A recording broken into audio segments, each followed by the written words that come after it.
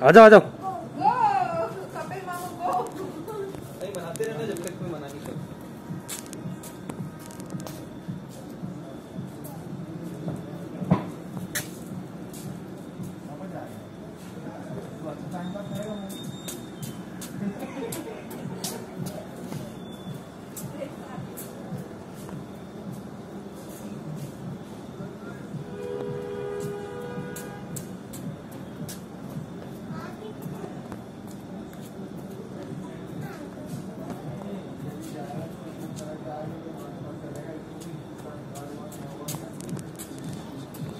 Okay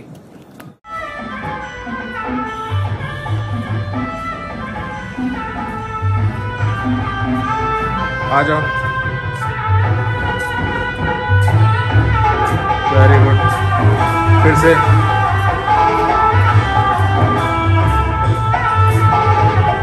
very good. आ जाओ। अरे वाह। तो एक पैर पे खड़े होकर राउंड भी ले लेते हो आप तो? एक पैर में खड़े होकर राउंड भी ले लेते हो, पूरा घूम जाते हो? राउंड लेफ्ट पैर पे? हाँ हाँ हाँ हाँ। लेफ्ट पैर पे राउंड? हाँ ले लेते हैं ना, कभी कभी ले लेते हैं। नहीं अभी चलते समय देखा मैंने, राउंड ले लिया था आपने। अच्छा हाँ वो चीज देखा था। चलो तो कैसा फील कर रहे हैं फिर? अच्छा फील कर रहे हैं सर। अच्छा फील कर रहे हैं। कितना पेन कम हुआ पहले से? पेन पहले मेरे को नहीं था, लेकिन कभी कभार होता है पेन। अच्छा। तो अब लगता है वो भी नहीं होगा। अच्छा अच्छा, वो सब नहीं है, पहले से बेटर है? हाँ पहले से अच्छा है। कोई और पेन, रात को पेन, रात में पेन कोई? नहीं पेन नहीं होता ऐसा, लेकिन कभी कभी जैसे ज़्यादा वर्क हो जाता है, ज़्यादा चलना है, ऐसा कुछ हो जाता है कभी कभी। तो फिर जब फिर उसके बाद में पेन होने लगता है थोड़ा थोड़ा, ज़्यादा नहीं, इन्हें पेन सपोर्ट छोड़ने लगता है, ऐसा लगता है। Okay okay. बाकी ओवरऑल आउट ऑफ 100 कितने मार्क्स देंगे? आउट ऑफ 100 85 मार्क्स है। चलो ओके, हैप्पी हो? हाँ। Hello friends and welcome to all of you. Myself Dr. Vijay Prakash from Saubhagya Ayurveda, Shardanagar, Kanpur, senior resident doctor at Saubhagya Ayurveda, specialist in avian and spine and joint related problems. तो friends, avian की series में हमारे पास एक patient है जो कि अपनी second sitting पे आए थे। पहली सिटिंग्स का आपने वीडियो इनका देखा होगा, उसका मैं लिंक आपको आई बटन में दे दूंगा, ऊपर यहाँ पे मिल जाएगा आपको। और आज ये सेकंड सिटिंग इन्होंने कराई है और आज ये इनकी कंडीशन कैसी है, क्या है, वो सब हम आज इनसे जानेंगे। तो सबसे पहले हम कपिल जी से नमस्कार करेंगे। कपिल जी नमस्कार। नमस्ते सर।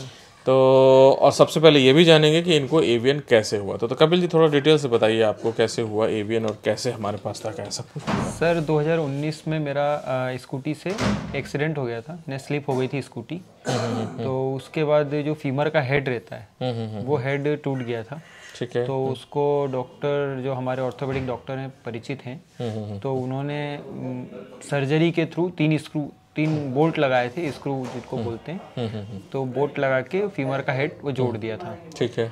उसके बाद फिर सब ठीक रहा, यानी 2 महीने बेड रेस्ट किया और फिर चलना फिरना सब नॉर्मल हो गया। डॉक्टर ने बता तो दिया था उस टाइम पे भी कि ये जो गोला है ये पिचक सकता है, उसको गोला बोलते फीमर हेड को हमारे इधर।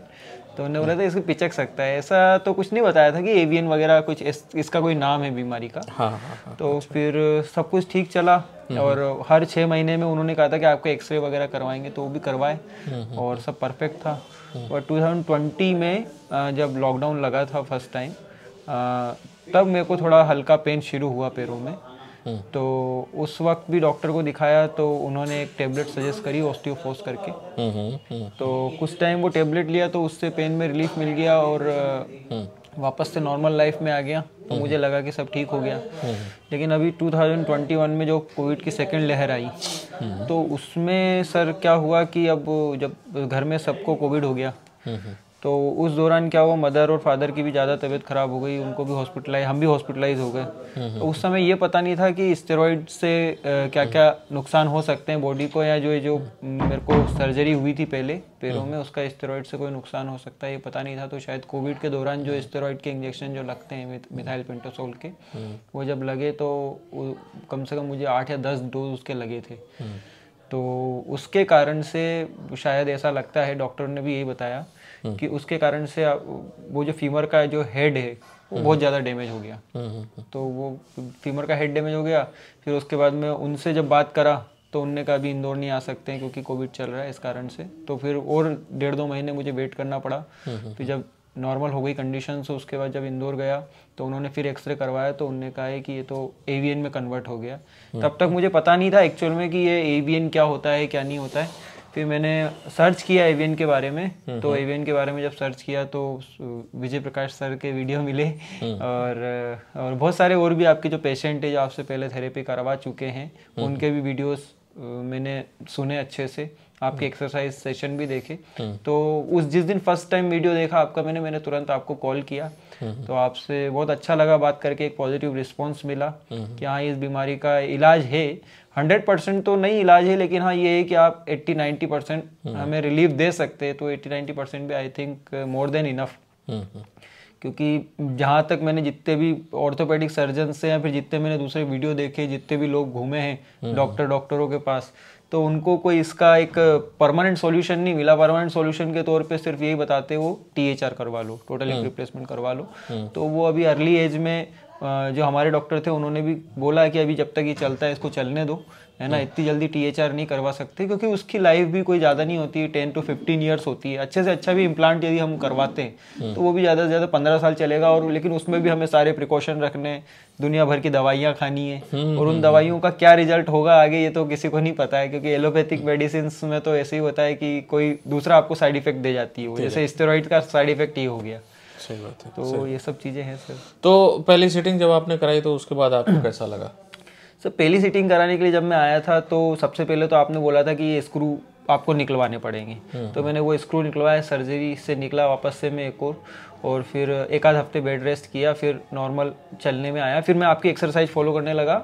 और फर्स्ट थेरेपी के लिए जब मैं आया तो मुझे पेन उतना नहीं था, लेकिन थोड़ी लिम्पिंग थी और प्रॉब्लम थी। कभी कभी इन्हें लगता था इन्हें जैसे खड़े होते हैं, बैठने के बाद खड़े होते और चलते हैं, ज़्यादा देर सिटिंग नहीं कर सकते आप, है ना, क्योंकि वो आपने बताया था कि 4th ग्रेड बन गया है क्योंकि उसका बहुत ज़्यादा डैमेज था। तो 4th ग्रेड वालों को जनरली उतना पेन होता नहीं है इस बीमारी में, मेरे को समझ में आया। 1st और 2nd 3rd ग्रेड वालों को ज़्यादा पेन रहता है ना। अभी भी कुछ पेशेंट आए हुए हैं जो, तो फर्स्ट थेरेपी के बाद पेन में तो काफ़ी रिलीफ मिल ही गया। लेकिन एक समझ भी डेवलप हो गई फर्स्ट थेरेपी के बाद कि लाइफ में करना क्या है आगे, इस पैर को चलाना है, कैसे चलना है, कैसे चलाना है। ये बहुत इंपॉर्टेंट, ये सबसे ज्यादा इंपॉर्टेंट था सर, वो समझ डेवलप होना। एटलीस्ट जब पेशेंट पहली बार हमारे पास सेंटर में आ जाता है तो उसको ये समझ में आता है ये बीमारी है क्या, इसका आगे फ्यूचर क्या है और इसको हमें कैसे संभाल के चलाना है।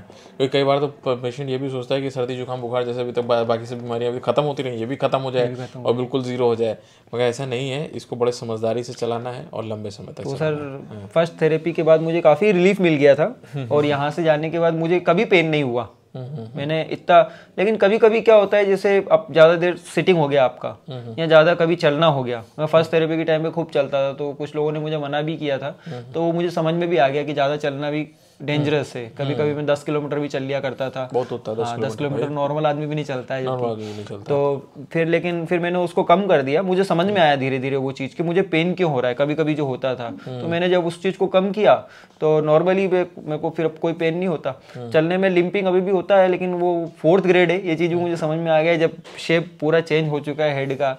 तो उसमें थोड़ी बहुत लिम्पिंग होगी भी तो चलेगा क्योंकि चलने में मुझे कोई प्रॉब्लम नहीं हो रही है। थोड़ा बहुत डांस भी कर लेता हूँ कभी कभार मेरा शौक है सर एक्चुअली डांस का, तो वो भी कर लेता हूँ। लेकिन तो अभी जब ये सेकंड थेरेपी हो गई तो अब कैसा लग रहा है आपको? सर सेकंड थेरेपी के बाद काफ़ी अच्छा लग रहा है अभी भी। लेकिन मैं एक चीज़ और बोलना चाहूँगा, जो भी इस वीडियो को देख रहे हैं, बहुत सी बार क्या होता है हम लोग फर्स्ट थेरेपी कराने के बाद में हमें लगता है कि ज़्यादा चेंजेस नहीं हुआ या ज़्यादा आराम नहीं हुआ या बहुत ज़्यादा आराम हो जाता है। तो हम सेकंड थेरेपी को अवॉइड कर देते हैं। तो जो भी लोग इस वीडियो को देखें उनको मैं यही कहना चाहूँगा कि सेकंड थेरेपी को अवॉइड मत करें, क्योंकि कभी कभी ऐसा होता है कि फर्स्ट थेरेपी के रिजल्ट बहुत अच्छे रहते हैं, है ना, लेकिन हमको इम्प्रूवमेंट जारी रखना है। ऐसा नहीं है कि बस हमने फर्स्ट थेरेपी से हमें आराम मिल गया तो हम बैठ जाएं, क्योंकि बीमारी ऐसी नहीं है, क्योंकि बीमारी नहीं बैठेगी इतनी आसानी से, इसको ठीक होने में बहुत टाइम लगता है। रिवर्स इतने आसानी से होता नहीं है। जिनका जो फीमर का शेप पूरा बना हुआ है उन लोगों को मैं यही कहना चाहूंगा कि वो लोग भी इस पे कुछ ना कुछ काम करते रहें, रॉ डाइट करें, वाटर फास्टिंग करें। मैंने सब कुछ किया, 15 किलो वजन कम किया और अभी भी रॉ डाइट, जैसे कानपुर आता हूँ जब रॉ डाइट रख लेता हूँ, घर पे भी 60-70% रॉ डाइट पे हमेशा रहता हूँ और बहुत बढ़िया चल रहा है।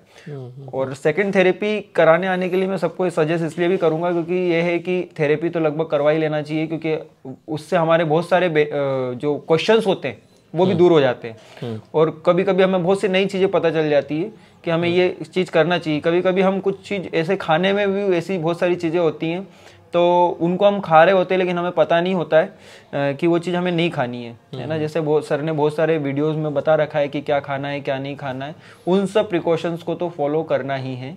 और थेरेपी भी करवा लो तो बहुत अच्छा है। और जो लोग नहीं आ पाते हैं उनके लिए सर के एक्सरसाइज वगैरह सब है ही सही, ऑनलाइन डले हुए हैं, उनको तो बिल्कुल करना ही है। और इसमें क्या है, एक्चुअल में एक फाइट है जिसको हमें लड़ना है ना। इसके लिए हमने एक व्हाट्सएप ग्रुप भी बनाया था लास्ट टाइम जब फर्स्ट थेरेपी में आए थे, एवियन फाइटर्स करके, वो भी बहुत अच्छा ग्रुप है। उसमें भी काफ़ी लोग जुड़ गए हैं, पुणे में भी काफ़ी लोग जुड़े हुए हैं। बहुत अच्छा रहता है, एक फैमिली की तरह हम लोग डेवलप हो रहे हैं और अच्छा लगता है। इससे क्या एक दूसरे को मोटिवेट करते हैं सर। इससे फायदा यही होता है, मोटिवेट करते हैं। जैसे हम करेक्ट भी करते हैं, कभी कोई गलत कर रहा हो तो उसको भी करेक्ट कर देते हैं। हम रॉ डाइट में क्या खा रहे हैं, यदि हम सबको बताएंगे कि देखो ये हमारा रॉ डाइट चल रहा है इस तरह से, तो दूसरे भी उससे मोटिवेट होते हैं। आप लोग अपने एक्सपीरियंस शेयर करते हो, प्लस जो कोई गलत कर रहा है वो भी हो जाता है। अब मतलब जो पुराने पेशेंट होते हैं एज ए सीनियर पेशेंट होते हैं वो, और वो दूसरों को काफ़ी हद तक गाइड करते हैं। और होना भी चाहिए, सभी लोग एक परिवार से जुड़ जाएं। घर पे क्या होता है, अधिकतर पेशेंट अकेला पड़ जाता है, उसको समझ में नहीं आता क्या करूं, और कई बार उसे ऐसा लगता है कि मैं ही अकेला इस बीमारी से ग्रसित हो गया हूँ। अकेला से सर एक चीज़ मेरे को याद आती है कि इस बीमारी में सबसे ज़्यादा व्यक्ति जो होता है वो डिप्रेशन में जाता है। खैर मैं कभी इस बीमारी को लेकर के नेगेटिव नहीं हुआ या डिप्रेशन में नहीं गया, क्योंकि मैं ऑलरेडी एक संस्था से जुड़ा हुआ हूँ, प्रजापिता ब्रह्मा कुमारी ईश्वरी विश्वविद्यालय। तो वहाँ पे हमें ये सिखाया जाता है कि बी पॉजिटिव ऑलवेज, यानी कि कभी भी किसी चीज़ को लेकर नेगेटिव नहीं होना है। आपके साथ जो घटित हो गया है ना, वो चीज़ तो हो गई ना, इट्स पास्ट है ना। आपका प्रेजेंट आपके सामने है, उसको आपको कितने और अच्छे से लाइफ को जीना है ना। इस चीज़ पे आपको ध्यान देना चाहिए, ना कि आपको पास्ट के बारे में सोचना चाहिए। कोई बीमारी आई है ना, आजकल हर दूसरे या तीसरे व्यक्ति को इंडिया के अंदर चाहे कहीं पे भी है, कोई ना कोई बीमारी है ही सही है ना। तो उस चीज को लेकर के इतना नेगेटिव नहीं होना चाहिए। तो एक ये बहुत अच्छी चीज है कि हमेशा पॉजिटिव रहे है ना। और कभी भी ऐसे लोगों की बातें ना सुने कि अरे नहीं अब आपका क्या होगा और आपको अब तो करवाना ही पड़ेगा। और बिल्कुल नेगेटिव पर्संस के साथ तो मेरे हिसाब से बैठना भी सही नहीं है आज की डेट में। वैसे भी नहीं बैठना चाहिए, क्योंकि क्या होता है कि वो आपको और डिप्रेशन में लेके जाएंगे। तो इस बीमारी में सबसे ज्यादा, क्योंकि यंग अर्ली एज में होता है ना सर ये बीमारी, तो डिप्रेशन में जाना स्वाभाविक है। एक नॉर्मल व्यक्ति डिप्रेशन में चला जाता है। लेकिन मेरा सबसे यही सजेशन है कि कोई भी कृपया इस चीज को लेकर के तो ज्यादा सोचना नहीं है, इस पे काम करना है एक्चुअल में, है ना। बीमारी है तो उसका कोई ना कोई इलाज तो होगा ही सही। जहाँ पे बीमारी है वहाँ कोई ना कोई इलाज है। 100% नहीं है तो एटलीस्ट 90% तो है। तो उस चीज को लेकर के कहीं ना कहीं अवेयरनेस बढ़ाना चाहिए। यूट्यूब पे बहुत अच्छे बहुत सारे वीडियोस अवेलेबल है ना। एवियन से रिलेटेड वीडियोस भी अवेलेबल है। हमें हमारी बीमारी है तो उसके बारे में नॉलेज होना बहुत जरूरी है आज की डेट में। अगर नॉलेज होगा तो हम उस चीज के बारे में ज्यादा सही डायरेक्शन पे चल पाएंगे। अगर नहीं होगा तो एक छोटी सी गलती भी बहुत नुकसान कर जाएगी इस बीमारी में। तो आई थिंक ये काफ़ी वीडियो बड़ा हो गया और इसमें कपिल जी ने बहुत कुछ इन्फॉर्मेशन दी, क्योंकि ये काफ़ी समय से एवियन फैमिली से जुड़े हुए हैं हम लोग की जो पूरा जो ग्रुप बनाते हैं, और उससे और काफ़ी अच्छे अपने एक्सपीरियंस भी शेयर करते रहते हैं और लोगों को भी इन्फॉर्मेशन देते हैं। और ख़ुद भी आज बहुत अच्छी कंडीशन में है। और जैसा कि आपने इनकी वॉक को देखा पहले की कंपैरिजन में, आज का वॉक में कोई भी लिंपिंग नहीं है। इवन मेरे ख्याल जब आप आए थे, जो आपने स्टेशन से मुझको वीडियो दिया था, उसमें थोड़ी सी लिंपिंग थी। इसमें आज कोई लिंपिंग नहीं है और 4th ग्रेड के हिसाब से इनका बहुत अच्छा चल रहा है। तो आप सभी लोग मोटिवेट होकर हिम्मत के साथ ट्रीटमेंट जरूर करिए और घर पे ही आप अपनी एक्सरसाइज करना स्टार्ट कर दीजिए। आपको उसी से ही काफ़ी आराम मिल जाएगा और काफ़ी बेटर कंडीशन में हो जाएंगे। एंड पॉजिटिव अप्रोच के साथ आप हमारे पास हमारे सेंटर पे आ सकते हैं और अपना ट्रीटमेंट करवा सकते हैं। सर एक चीज़ और मैं ऐड करना चाहूँगा। बिल्कुल। एक्चुअल में होता क्या है कि जब ये बीमारी आती है, बहुत सारे लोगों को कोविड के कारण ये बीमारी हो रही है, क्योंकि कोविड में स्टेरॉइड लगे हैं और इसके कारण बीमारी हो रही है। तो ये पता नहीं होता एक्चुअल में कि एवियन है क्या। तो जब ये बीमारी आती है तो जैसे सर के पास भी फोन आते हैं या मेरे से भी अगर कोई पेशेंट, तो क्या हम 100% ठीक हो जाएंगे क्या? हाँ, ये तो बहुत होता है। हाँ, ये 100% ठीक वाला तो आप निकाल दीजिए, है ना।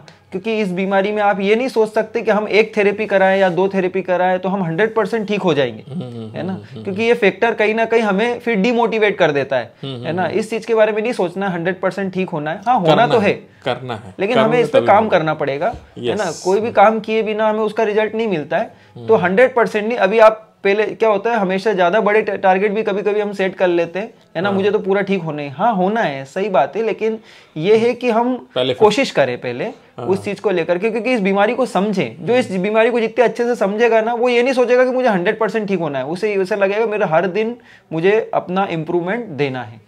तो ये बहुत ज्यादा जरूरी है, इस चीज को लेकर के कभी नेगेटिव नहीं होना है ना। और ये बीमारी ऐसा नहीं है कि 2-4 दिन में जाने वाली है, ये हमारी फ्रेंड की तरह है, मैं तो दोस्त मानता हूँ, ठीक है, कोई दिक्कत नहीं है, लाइफ है। तो पहले 50% का टारगेट बनाए, देन 60, 70, 80, 90 उसको बढ़ाते जाएं और बेटर होता चले। जैसे बचपन में हम जब छोटे बच्चे होते हैं तो हमें कहते हैं कि ये काम करोगे ना आप, तो इसके बदले में हमको ये देंगे, चॉकलेट, है ना। तो वो ऐसा कुछ इस बीमारी के साथ भी हम प्ले कर सकते हैं, यानी कि अपना एक टारगेट सेट कर ले कि मुझे 6 महीने के बाद या साल भर में मुझे अपने पैर की कंडीशन इतनी अच्छी बना के रखनी है। उसके लिए मुझे जो चाहे करना है करना है, रॉ डाइट करना है, वाटर फास्टिंग करना है, एक्सरसाइज अच्छे से करना है, ये सब चीजें तो करना ही है, मेडिसिन टाइम से लेना है। उसमें भी हम कभी कभी लेजीनेस हो जाते हैं, पता चला कि 4 दिन बीच में गोली खाना भूल गए या 2 दिन नहीं खाई, तो उसके भी कहीं ना कहीं नुकसान होते हैं। तो इस सब चीजों को देखना है, उसका कोई दिक्कत नहीं है, बहुत अच्छी बीमारी है और बहुत जल्दी ठीक हो जाएगी। तो ठीक है फ्रेंड्स, ये थे कपिल जी के विचार और आपने सुने, और आई थिंक बहुत ही मोटिवेशनल और बहुत ही अच्छे विचार हैं और आप लोगों के लिए बहुत हेल्पफुल हैं। तो आप सभी लोग इनके विचारों के साथ जो है अपनी हेल्थ को मेंटेन रखिए, अपनी एवियन की कंडीशन को सुधार करने की कोशिश कीजिए। कोई प्रॉब्लम हो आप हमसे संपर्क कर सकते हैं।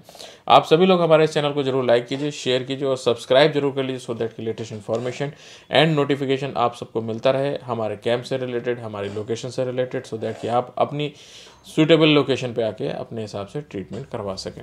तो ठीक है friends, stay tuned with us, till then bye bye, keep smile always.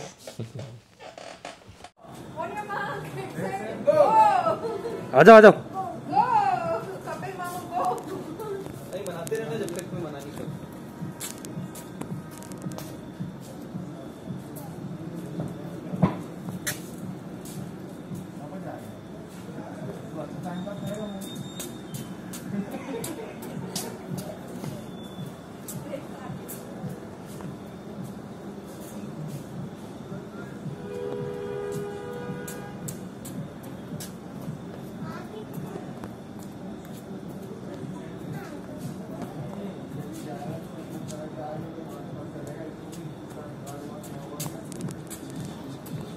Okay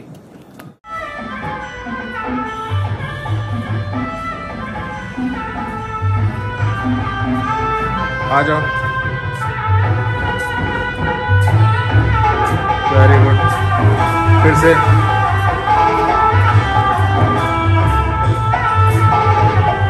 very good, आ जाओ, अरे वाह। तो एक पैर पे खड़े होकर राउंड भी ले लेते हो आप तो, एक पैर में खड़े होकर राउंड भी ले लेते हो, पूरा घूम जाते हो राउंड लेफ्ट पैर पे। हाँ हाँ हाँ हाँ, लेफ्ट पैर पे राउंड, हाँ ले लेते हैं ना, कभी कभी ले लेते हैं। नहीं, अभी चलते समय देखा मैंने, राउंड ले लिया था आपने। अच्छा, हाँ वो चीज देखा था। चलो, तो कैसा फील कर रहे हैं फिर?